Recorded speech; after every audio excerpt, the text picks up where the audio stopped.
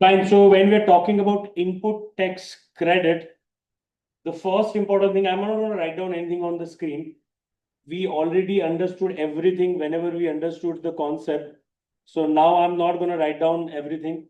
So please try to have an understanding when we're talking about this word called input tax credit. Input tax credit word can be split into two parts, input tax and its credit. When we are talking about input tax means whatever tax that we have paid on our inward supply, whatever tax that we have paid on our inward supply. So inward supply तीन चीजों का हो सकता है. Inward supply could be of input, it could be of input service, or it could be of capital goods. So when we are talking about input, what is the meaning of input? Input means, अब मैं उधर नहीं देखूंगा, इधर बात कर रहा हूँ कैमरा में, तुम देखते रहना. Input stands for goods except capital goods which are used or even intended to be used in the course or furtherance of the business.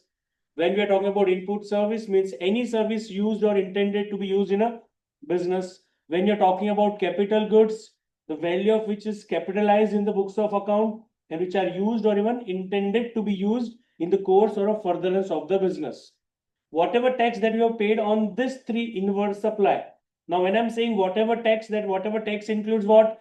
GST paid under forward charge, GST paid under reverse charge, even it includes IGST paid on your import, but does not include composition tax.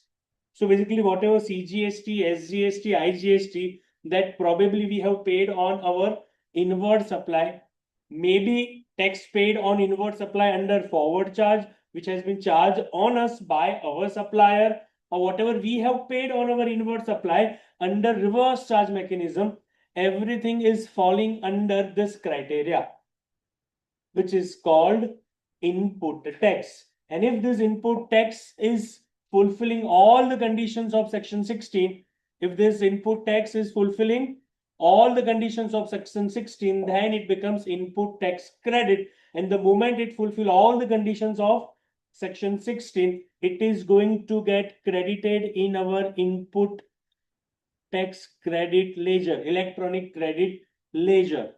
Am I clear? This is a primary understanding of the chapter. Moving on the next slide. This is the requirement of section 16. So when we are talking about section 16, please try to understand. 16.1 is talking about what? Eligibility criteria. What is a basic eligibility criteria for the purpose of availment of ITC? When we are talking about eligibility criteria, person must be, पहला condition क्या है? Along with me you are speaking, तो ही मतलब है revision का. What is the primary first condition? The recipient who wants to avail an ITC must be a registered person. दूसरा condition क्या है?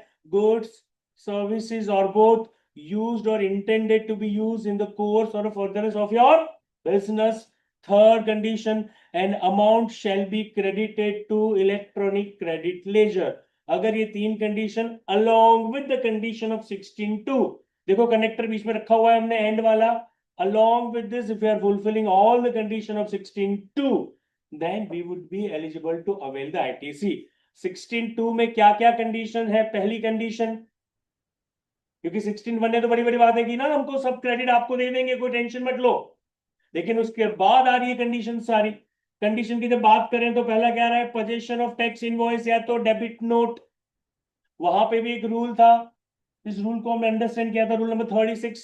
आई am not go mentioning the rule number, not relevant to mention the rule number, but क्या क्या documents होने पाइए चाहिए हमारे पास, that is in rule number 36. क्या क्या? सप्लायर का इनवॉइस होना चाहिए अगर आपने फॉरवर्ड चार्ज में खरीदा है तो.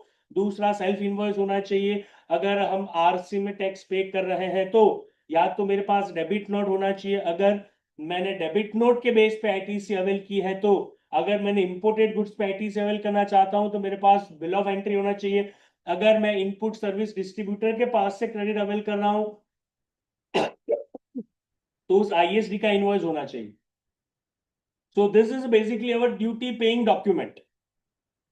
दूसरी कंडीशन की अगर हम बात करें विद इन दैट, कि उस डॉक्यूमेंट के अंदर description, value, tax charge, GST of both, place of supply, ये सारा क्लियरली मेंशन होना चाहिए. उसके बाद no ITC in case of fraud और wilful misstatement, suppression of fact, इन सारे केसेस में आपको आईटीसी नहीं मिलता है, then another condition, you must have received the goods or the services or both. What is an exception? Bill to ship to transaction. Bill to ship to transaction में जो third person होता है ना, तीन लोग होते हैं, there is a supplier, there is a recipient, there is a third person, and on the direction of that third person goods have been delivered to recipient. Now in that case physically this third person is never ever receiving the goods, but for the purpose of law it is going to be assumed that the third person is receiving the goods. So there is an exception of receipt of the goods. Then when we are talking about tax must be paid to government, another condition, then return must be filed by the recipient also. तभी तो तुम जब 3B में ITC claim करोगे तभी तो जाके वो इनपुट क्रेडिट लेजर के अंदर क्रेडिट होता है. It should not be restricted under section 38. Not just that, it must be reflected in your 2B. अगर ये सारी कंडीशन हमने कंप्लाई की है, then and only then we would be eligible to avail the ITC. Otherwise, we are not eligible to avail the ITC. दोनों condition 16(1) plus 16(2). Am I clear? When we are further talking about the same section 16, there is a proviso, and the proviso is saying that when we are receiving goods in a lot on an installment, देखो ये आपको practical question में आएगा, आपको ये theory में कोई नहीं पूछने वाला है कि मेंशन द कंडीशन, लेकिन goods must be received, tax must be paid, received in a lots, invoice मिल गया, आधा अभी मिला, बाकी का बाद में मिला, ऐसा प्रैक्टिकल क्वेश्चन में आता है. So that is where you need to practically use the implication of the law. So if you are receiving in a lot or if you are receiving in an installment, you need to make sure that you are availing ITC only after last installment. Am I clear on this? Further, next proviso is talking about payment of consideration. आगे बैठ, दोनों आगे आ जाओ थोड़े. दिखेगा नहीं, इतने छोटे फोन दिख रहे हैं तुम्हें? हाँ, बहुत अच्छी आंखें आपकी. ठीक है. Next provision, the provision is talking about, there is a second proviso. First proviso is when you are receiving in a lot. Second proviso is talking about payment of consideration to your supplier. Read with rule number 37. याद है ना? We need to make a payment to our supplier within how many days?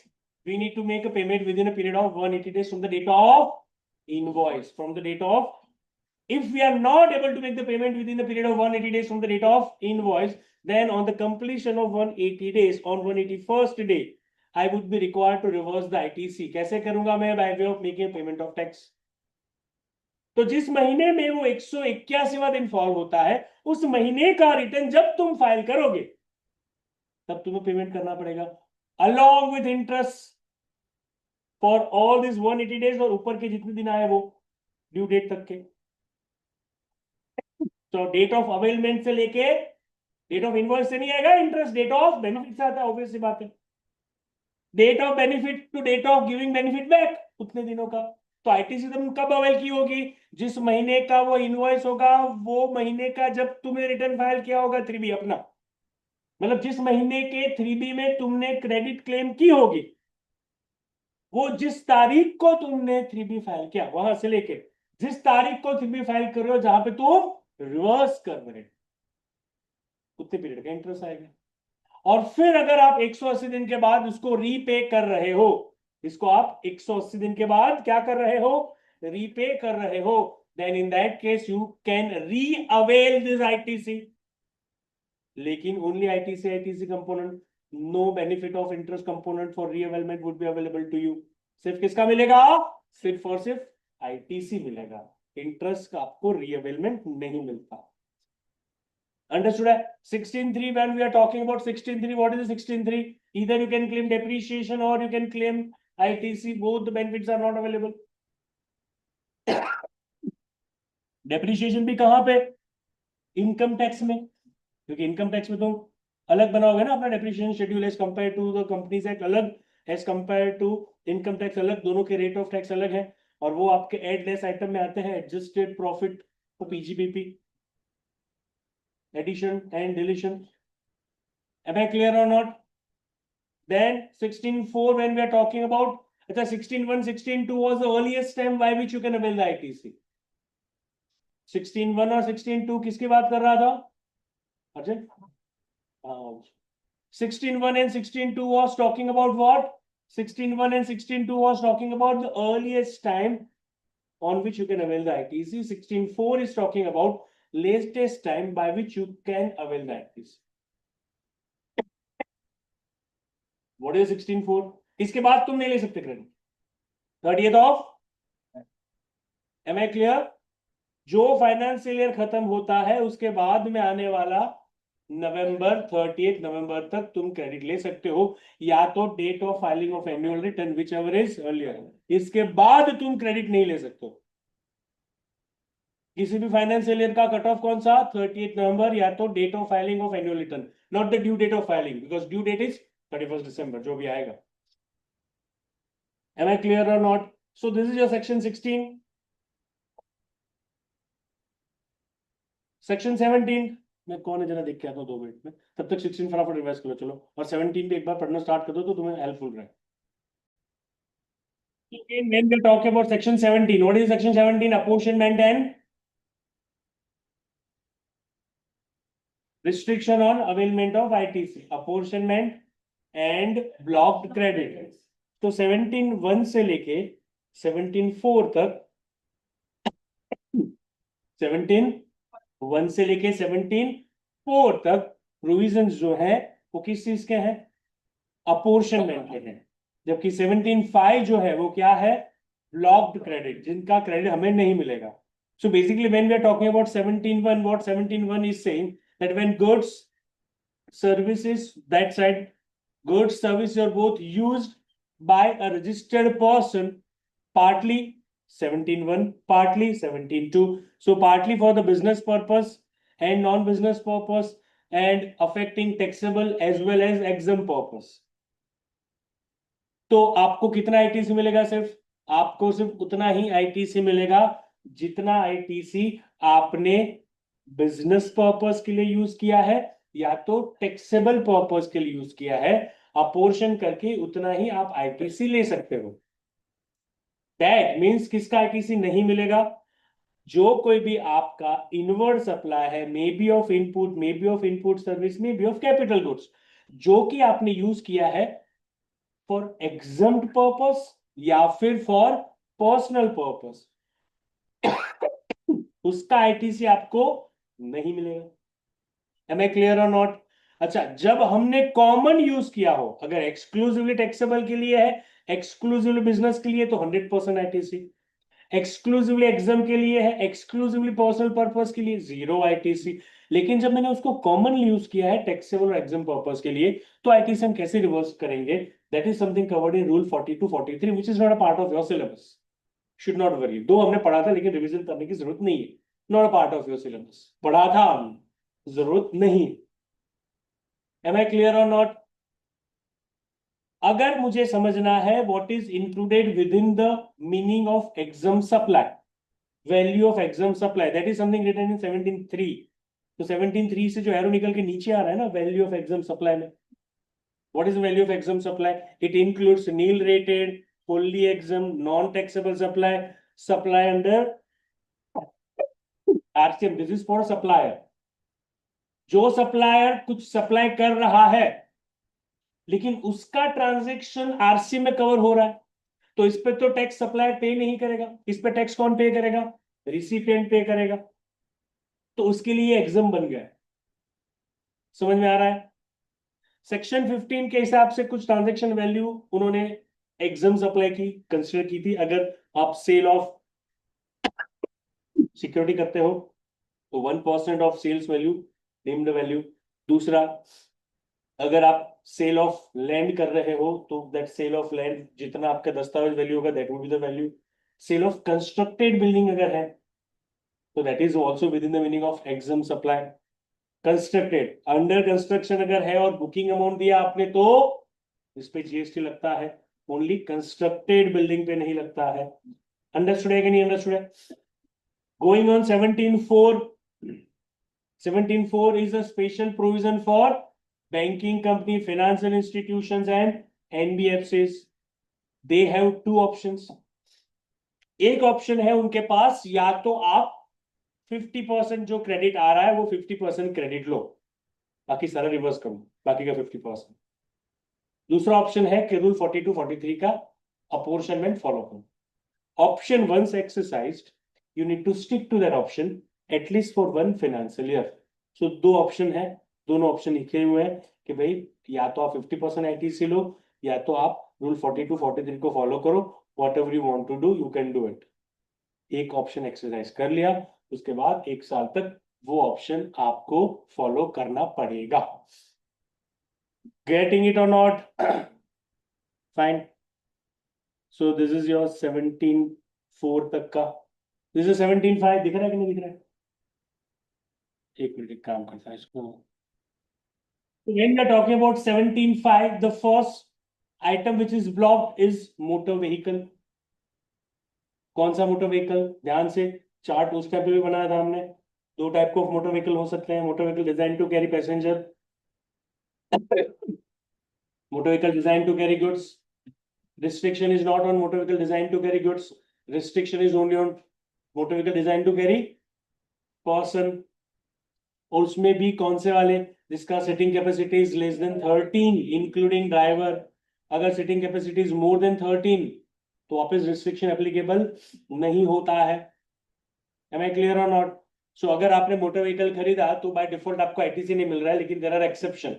सबसे पहला exception क्या? 13 से ज्यादा capacity है क्या? मिल गया। दूसरा एक्सेप्शन क्या है? पहला वाला पढ़ो। You are into the business of transportation of goods, तो वो ऐसे भी कोई रिस्ट्रिक्शन नहीं है ना, पर्सनल वाले व्हीकल पे ही है। दूसरा restriction, you are into the business of further supplying such motor vehicle, तो भी आपको आईटीसी मिल सकता है। या तो फिर आप उसको मोटर ट्रेनिंग स्कूल चला रहे हो तो भी आपको आईटीसी मिल सकता है, या तो आप ट्रांसपोर्टेशन ऑफ पर्सन के बिजनेस में हो तो भी आपको आईटीसी मिल सकता है। तो जो बाजू का कॉलम है वो है एक्सेप्शन, जहां पे आपको आईटीसी मिल सकता है। Got it? Same is the case with vessel and aircraft. लेकिन वेसल और एयरक्राफ्ट में बाइफर्केशन है सीधा। डिजाइन टू कैरी गुड्स तो मिल जाएगा because you are using it for transportation of goods. बाकी सब केस में आईटीसी कब मिलेगा? You are into the business of further supply, या you are into the business of transportation of person, या आप उसकी ट्रेनिंग के बिजनेस में हो तो। Got it? So similar to motor vehicle. Third one is about services relating to motor vehicle, vessel, aircraft. कौन सी सर्विसेज? जनरल इंश्योरेंस हो गया, रिपेयर मेंटेनेंस हो गया, सर्विसिंग हो गया। अगर मोटर व्हीकल का क्रेडिट आपको मिल सकता था तो उसके रिपेयरिंग का भी मिलेगा। अगर मोटर व्हीकल का ही क्रेडिट नहीं मिल रहा था, जब सोर्स इन एलिजिबल है, तो उसके एंसिलरी सर्विसेज का तो क्वेश्चन ही नहीं आता है, तो उसका क्रेडिट नहीं मिलेगा। याद आ रहा है ना? आगे जैसे बढ़ते हैं, जहां पे उन्होंने कुछ क्रेडिट को बोला था, इनका तो हम क्रेडिट कभी नहीं देंगे। कौन कौन से आइटम्स हैं? Food and beverages, outdoor catering, beauty treatment, health services, cosmetic and plastic surgery, leasing, renting, hiring of motor vehicles, vessels, aircraft, then life and health insurance, then membership of club, fitness centre, then last में travel benefit. इन सब का हम credit कभी नहीं देंगे। लेकिन थोड़ा ध्यान से, तीन है ना, तीन, 1 2 3। पहला वाला फूड वाला है, दूसरा वाला मेंबरशिप ऑफ क्लब है, तीसरा वाला है ट्रैवल बेनिफिट। तीनों को नहीं, पहले वाले के लिए एक अलग प्रोविजो था। देखो बाजू में लिखा हुआ है फॉर वन। क्या था? कि अगर आप you are into the business of further supply of the same line और as a part of composite और मिक्स सप्लाई, जैसे इंडिगो को मिलेगा फूड का credit because they are using this food as a part of a composite supply to the main supply of transportation of passenger. तो या तो आप सिमिलर लाइन ऑफ बिजनेस में हो, जहां पे हमने कैटरिंग बिजनेस को अंडरस्टैंड किया था। मतलब क्या? कैटरिंग बिजनेस वाला अगर किसी को सब कॉन्ट्रैक्ट कर रहा है तो that sub contractor will raise invoice on the main contractor and main contractor will raise invoice on the person जिसके घर पे शादी है। अब जिसके घर पे शादी है उसको तो कभी क्रेडिट नहीं मिलने वाला, लेकिन जो सब कॉन्ट्रैक्टर ने मेन कॉन्ट्रैक्टर को इनवॉइस किया उसने भी वही इनवॉइस किया होगा आउटडोर कैटरिंग का, लेकिन मेन कॉन्ट्रैक्टर को क्रेडिट मिलेगा। क्यों मिलेगा? क्योंकि is into the same line of business. या तो सेम लाइन ऑफ बिजनेस होना चाहिए, या तो मेरा कंपोजिट या तो मिक्स सप्लाई का एक कंपोनेंट ये होना चाहिए, तो मुझे क्रेडिट मिलेगा। सो इंडिगो का जो फूड पैकेट वो ताज से खरीद रहा है वो उसके सप्लाई का, कंपोजिट सप्लाई का पार्ट है. They are not into the business of catering, they are into the business of transportation of passenger, but because it is a part of composite supply to the main supply, therefore उनको भी credit मिलेगा. ये exception सिर्फ और सिर्फ एक number के लिए है. एक नंबर में जितनी सर्विस आती है उन सबके लिए है. गॉट इट और नॉट? बाकी जो है उन सबके लिए, मतलब तीनों के लिए एक अलग प्रोविजो है. तीनों के लिए जो अलग प्रोविजो वो क्या बोल रहा है कि भाई हमने भले मना किया है कि इनका क्रेडिट आपको नहीं मिलेगा, तो पहला एक्सेप्शन तो एक नंबर के लिए दे दिया कि सेम लाइन ऑफ बिजनेस हो तो मिल जाएगा. दूसरा एक्सेप्शन ये बता रहा है कि देखो भाई, आपको ना ध्यान देना पड़ेगा कि अगर ये 1 2 3 is a requirement of law to provide, like Delhi NCR में it is requirement of law to provide कि अगर आप किसी विमेन एम्प्लॉय को रात के 8 बजे के बाद अगर ऑफिस में काम करा रहे हो, then you to make sure that you are providing cab services to her. That cab should deliver this girl to that home. मतलब ड्रॉप कर दे, डिलीवर नहीं, फूड थोड़ी है. मैंने बहुत ऑब्जेक्टिफाई कर दिया मैंने, है ना. सो उसको घर तक छोड़ दे. जोमेटो नहीं है ना ये. Fine. Then in that case, providing a cab services is a requirement of law. Yeah, तो providing a canteen services is a requirement of law under Factories Act. Then in that case, ITC is available. ये तीनों के लिए applicable. Am I clear? Insurance लेना compulsory है अगर, तो credit मिलेगा. रिक्वायरमेंट ऑफ लॉ अगर तो. Got it? उसके बाद आता है वर्क्स कॉन्ट्रैक्ट. वर्क्स कॉन्ट्रैक्ट की क्रेडिट नॉर्मली नहीं मिलती है, प्रोवाइडेड. वर्क्स कॉन्ट्रैक्ट किसे बोलते हैं? What is the meaning of works contract? Works contract means a situation where there is a supply of goods as well as supply of services, both are happening at the same time as the composite supply. As a, दोनों एक दूसरे के compose mix नहीं चलेगा, composite होने चाहिए. And the outcome is immovable. Hello, outcome is, अगर outcome immovable है तो वो भी दो टाइप के हो सकते हैं, या तो तुम्हारा प्लांट एंड मशीनरी होगा या तो कंस्ट्रक्शन होगा. प्लांट एंड मशीनरी है ना, तो वर्क कॉन्ट्रैक्ट तुम्हारा कुछ नहीं बिगाड़ सकता क्योंकि वो प्लांट एंड मशीनरी है. लेकिन अगर उस वर्क कॉन्ट्रैक्ट का आउटकम क्या हो रहा है, इमूवेबल हो रहा है, तो तुम्हें उस वर्क कॉन्ट्रैक्ट की क्रेडिट नहीं मिलेगी. मतलब अगर मैंने किसी को कॉन्ट्रैक्ट दिया है मेरा फैक्ट्री शेड बनाने के लिए, पूरा फैक्ट्री सेटअप करने के लिए, मटेरियल भी उसका, लेबर भी उसका, मुझे उसका क्रेडिट नहीं मिलेगा. लेकिन मैंने ये कॉन्ट्रैक्ट लेट से आशीष सर को दिया, आशीष सर ने ये कॉन्ट्रैक्ट सब कॉन्ट्रैक्ट करके निहार सर को दिया, तो निहार सर इनवॉइस रेज करेंगे आशीष सर पे, आशीष सर इनवॉइस रेज करेंगे मेरे पे. मुझे क्रेडिट नहीं मिलेगा, आशीष सर को मिलेगा, क्योंकि again he is using it for the supply. Got it और not?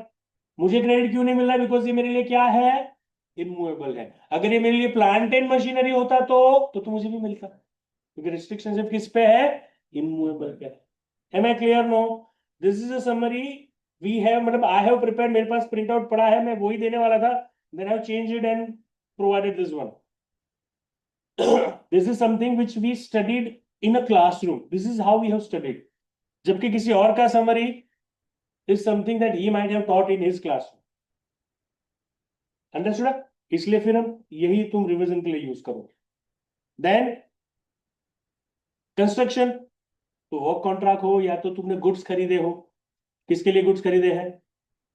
Construction of immovable property कहां पे है? Construction of immovable property. ये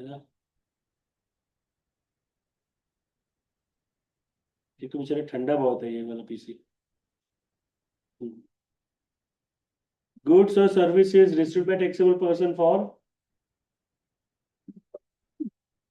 कंस्ट्रक्शन ऑफ इमूवेबल प्रॉपर्टी, तो भी क्रेडिट नहीं मिलेगा, क्योंकि आउटकम क्या है, इमूवेबल. आउटकम अगर प्लांट एंड मशीनरी होता तो.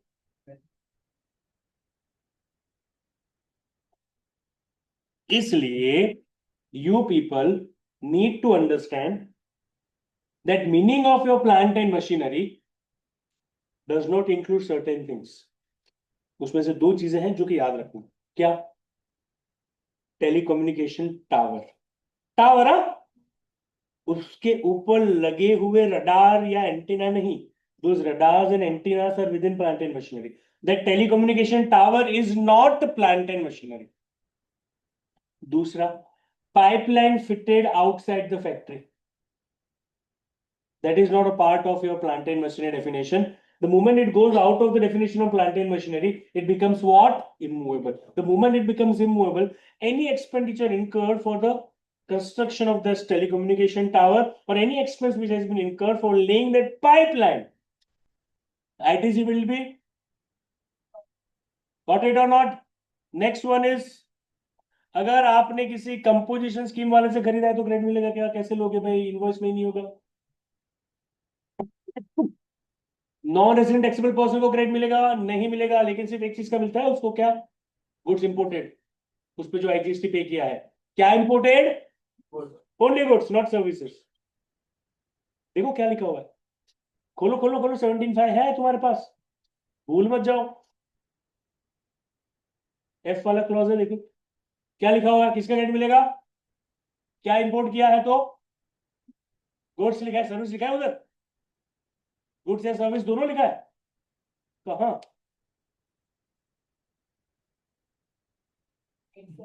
एक्सेप्ट क्या लिखा हुआ है? नॉन रेजिडेंट टैक्सेबल पर्सन के लिए क्या लिखा हुआ है एक्सेप्शन में? चश्मा आप है ना भाई, आने भी आप, मिला तेरे को?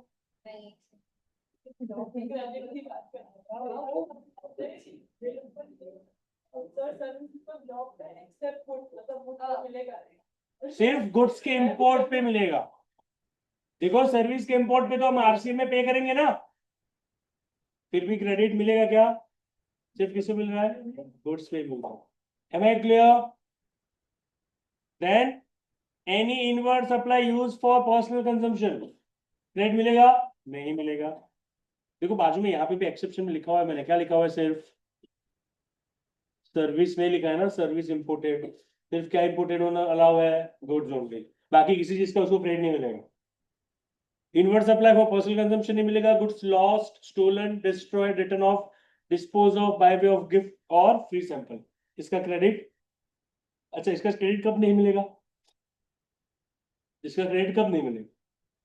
You need to read this along with schedule 1। Schedule 1 में पहली लाइन आइटम क्या है? परमानेंट ट्रांसफर और disposal of business asset on which ITC was availed, है ना? दूसरा क्या है? ट्रांजैक्शन बिटवीन डिस्टिंक्ट पर्सन और रिलेटेड पर्सन। तीसरा क्या है? Principal to agent. चौथा क्या है? Import of service. Hello, so अगर मैं रॉ मटेरियल खरीदा था जिसपे मैंने क्रेडिट अवेल किया था और उसको फ्री में किसी को दे दिया, तो शेड्यूल का पार्ट हो गया नहीं हो गया वो? On which ITC has been availed any business asset.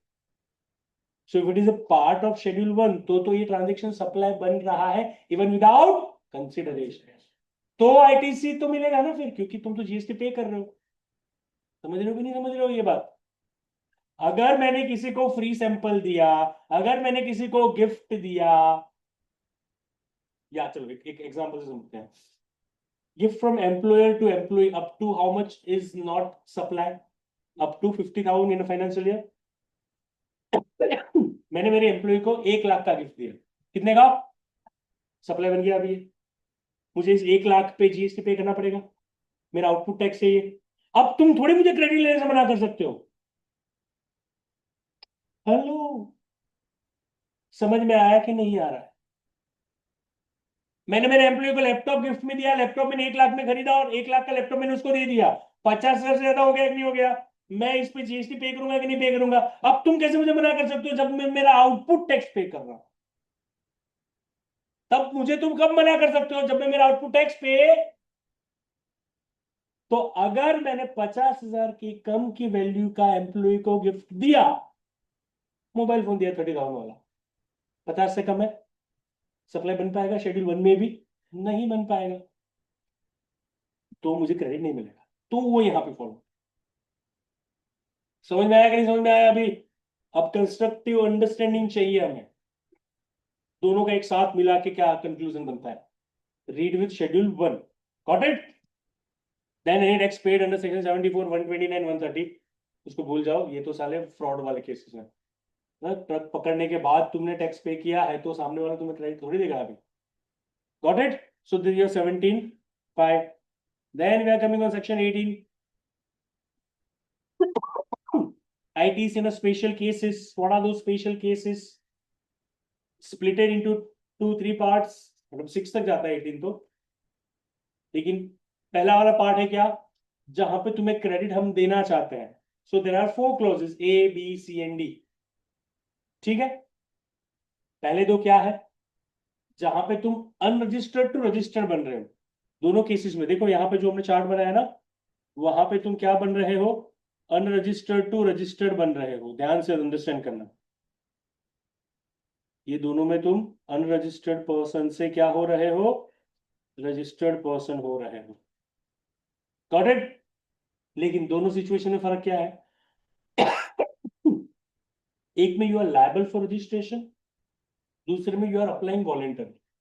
Now, if you are becoming liable for registration and if you are applying for registration within a period of how many days? 30 days from the date of becoming liable, you need to apply. Huh? It is not necessary that you have a registration certificate within 30 days. You need to apply because that is something in your hand to comply with the condition. Condition cannot be an imaginary condition which I cannot comply. I can comply only with an application. So therefore, within 30 days of becoming liable, I need to apply for registration. I did that. I am a legitimate SAC. So I would be able to avail ITC on whatever input as such, input contained in my WIP, input contained in a finished goods. जितने भी stock में पड़े होंगे किस दिन, the date on which I become liable for registration, उसके previous day का closing stock क्या था, उसी दिन का ओपनिंग स्टॉक. वो जब मैंने खरीदा था तब जितनी क्रेडिट मुझे नहीं मिल पाई थी अब मैं ले लूंगा. लेकिन यहाँ पे सिर्फ किसकी मिल रही है, इनपुट की. इनपुट सर्विस की तो कभी मिल ही नहीं सकती because you can not store it. लेकिन यहाँ पे तो कैपिटल गुड्स की भी नहीं मिलती है, सिर्फ किसकी मिलती है, input only. I hope you are getting it. लेकिन अगर मैंने 30 डेज के अंदर अप्लाई नहीं किया, या तो मैंने वॉलेंटरी रजिस्ट्रेशन किया, या तो मैंने 30 डेज के अंदर अप्लाई नहीं किया, या तो मैंने क्या किया, वॉलेंटरी रजिस्ट्रेशन किया. In both of the cases, there is no date on which I become liable and all that. Therefore, I would be able to avail the ITC on the date of grant of registration certificate. जिस दिन मुझे REG 06 मिलेगा उस दिन का opening stock या तो उसके आगे वाले दिन का क्लोजिंग स्टॉक.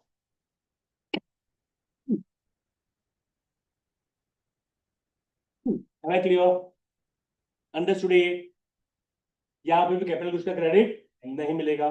क्रेडिट की वैल्यू अगर 2 लाख से ज्यादा है तो तुम्हें सर्टिफिकेट चाहिए ना. फिर चार्टर्ड अकाउंटेंट या तो कॉस्ट अकाउंटेंट का सर्टिफिकेट चाहिए. And for that you need to file the form. कौन सा फॉर्म था, ITC 01 if I am not wrong. Yes, ITC 01. Hello. अच्छा, C और D में क्या था, C is composition to normal 10 to 9 and D is from exempt to. लेकिन दोनों केस में तुम ऑलरेडी रजिस्टर्ड हो. भले तुम एग्जम्प्ट थे लेकिन रजिस्टर्ड थे. अगर तुम रजिस्टर्ड नहीं थे तो तुम 1A और B में ही आओगे. दोनों केसेस में तुम क्या हो, प्राइमरीली रजिस्टर्ड हो. लेकिन सिर्फ अब क्या आ गया, नॉन टैक्सेबल एनवायरनमेंट से टैक्सेबल एनवायरनमेंट में. तो जिस दिन तुम टैक्सेबल एनवायरनमेंट में आ रहे हो, सिंपल तरीका अंडरस्टैंड का, कोई डेट का रट्टा नहीं मारना है. जिस दिन तुम कहां पे आ रहे हो, टैक्सेबल एनवायरनमेंट में आ रहे हो. टैक्सेबल एनवायरनमेंट में आ रहे हो मतलब कब, जिस दिन से तुम्हें 9 एप्लीकेबल हुआ, सेक्शन 9 एप्लीकेबल हुआ, या जिस दिन से तुम्हारा एग्जेम्पशन विड्रॉ हो गया और टैक्सेबल हो गया तुम्हारा प्रोडक्ट, उस दिन का ओपनिंग या प्रीवियस डे का क्लोजिंग. उस पर तुम्हें क्रेडिट मिलेगा. किस पे क्रेडिट मिलेगा, अब यहाँ पे दो चीजें हैं, इनपुट पे भी मिलता है और कैपिटल गुड्स पे भी मिलता है. इनपुट पे भी as such contain in WIP, contain in finished goods which is in a stock, all three in a stock. कौन से दिन, the day immediately before the date on which my taxability is arising, even for capital goods. लेकिन capital goods पे आपको पूरा credit नहीं मिलेगा. एक बार पूरा ले लो, बाद में रिवर्स करना पड़ेगा. कितना रिवर्स करोगे, जितने पीरियड के लिए तुमने उसको एग्जम्प्ट पर्पस के लिए यूज किया उतने पीरियड का क्रेडिट तुम्हें रिवर्स करना पड़ेगा. कैसे, 5% पर क्वार्टर के हिसाब से रिवर्स करो, बाकी जो बचा वही तुम्हारा क्रेडिट। याद आ रहा है ना? अच्छा, इसमें एक और चीज है कि जो क्रेडिट तुम मांग रहे हो ना, वो इनवॉइस 1 साल से पुराना नहीं होना चाहिए, वो भी एक condition. It should not be older as compared more than 1 year. Am I clear और नॉट? समझ में आ गया ये? इसलिए मैंने देखो ब्लू में दोनों रखा, उधर कैपिटल गुड्स नहीं, यहाँ पे कैपिटल गुड्स है। Got it? This is your 18.1। Clarity on this? Fine. 18.3 is talking about transfer of credit merger demerger के केस में। अच्छा, जब मर्जर होता है तो दो तीन में से एक बना, डीमर्जर होता है तो एक में से दो तीन बने। तो जब मर्जर हो रहा है, जब क्या हो रहा है, all the assets and liabilities are transferred from transferor to transferee. There must be a specific clause of transfer of liability also. तो ये जो आईटीसी पहले ट्रांसफरर के इलेक्ट्रॉनिक क्रेडिट लेजर में थी, अब वो कहां पे चली जाएगी?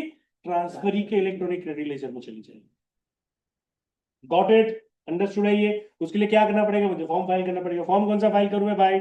आईटीसी 02। यहाँ पे any without monetary limit CA का सर्टिफिकेट चाहिए। आगे वाले में था 2 लाख, यहाँ पे वो लिमिट नहीं है।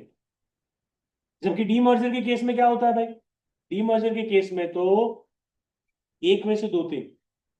तो in the ratio of assets distributed, in the ratio of distributed to the companies, ITC will be distributed to all demerged unit. Process तो यही है। ITC 02 फाइल करना पड़ेगा, तभी जाके तुम क्रेडिट को डिस्ट्रीब्यूट कर सकते हो, वरना नहीं कर सकते हो। Am I clear? Understood? Any confusion, any doubt on this? Then 18.4, 18.4 क्या बोल रहा है? जैसे 18.1 ने दिया ना, वैसे 18.4 वापस लेगा। मतलब क्या?